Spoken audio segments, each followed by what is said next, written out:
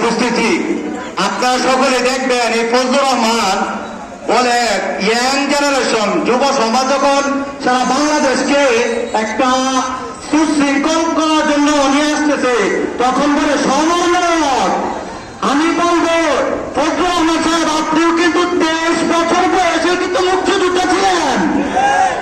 23 বছর মুক্তিযুদ্ধ হয়ে যদি কমান্ডার দাবি করেন তাহলে 25 বছর 25 বছর সমন্বয় থেকে এই দেশের সমন্বয় দাবি করতে পারবে না। ফজলুর রহমান ভালো হয়ে যান, সময় হয়েছে ভালো হয়ে যান। আর না হয় বাংলার মানুষ আপনাকে বাংলাতে রাখবে না, দিল্লিতে পাঠিয়ে দিবে। এই পর্যায়ে আপনাদের সামনে প্রতিবাদমূলক বক্তব্য রাখবেন হযরত মাওলানা মুফতি রহমতুল্লাহ সাহেব আমার প্রখ্যাত হন।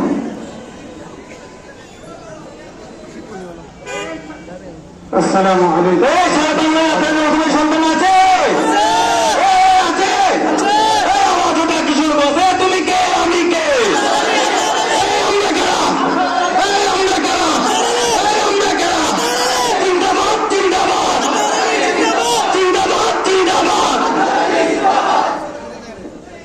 الحمد لله وحده والصلاة والسلام على من لا نبي بعده أما بعد فأعوذ بالله من الشيطان الرجيم بسم الله الرحمن الرحيم ألا إن أولياء الله لا خوف عليهم ولا هم يحزنون صدق الله العظيم وقال النبي صلى الله عليه وسلم من عاد لي وليا فقد آذنته بالحرب أو كما قال عليه الصلاة والسلام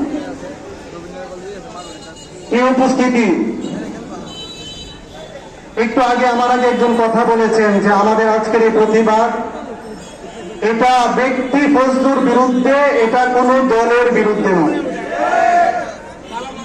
আমি ফজলুর রহমানকে বলতে চাই আপনি আজ করতে পারেননি, আমাদের আল্লামা তারালি হল আমাদের আকাশের ধ্রুব তারা। তোমার মতো ফজলুর রহমানের কেউ কেউ আল্লামা তারালির মতো সূর্যের দুলু খুবই করতে পারবে না। আমি ফজলুর রহমানকে সুস্পষ্ট বলতে চাই, আমি বাডি এলাকার মানুষ, আমি আপনার এলাকার মানুষ, এজন্য আমি আপনাকেই বলতে চাই ফজলুর রহমান আপনি একজন পল্টিবাজ, আপনি সুবিধাবাদী, আপনি এক সময় এক এক রকম চেহারা আপনি উন্মোচন করেন। আপনি এক সময় আওয়ামী লীগে ছিলেন, এরপরে আপনি টেলিভিশনে নির্বাচন করেছেন, এরপরে আপনি বঙ্গবীর কাদের সিদ্দিকের অধীনে আপনি গামছা মার্কায় নির্বাচন করেছেন, এরপরে সর্বশেষ আপনি একটা আঁচলের নিচে গেছেন। আপনাকে আমি সুস্পষ্ট বলতে চাই আপনি যা মনে করেছেন তা হবে না। আমাদের গ্রামের মানুষ আপনাকে প্রত্যাখ্যান করেছে। সময় এসেছে আপনাকে জবাব দেবার।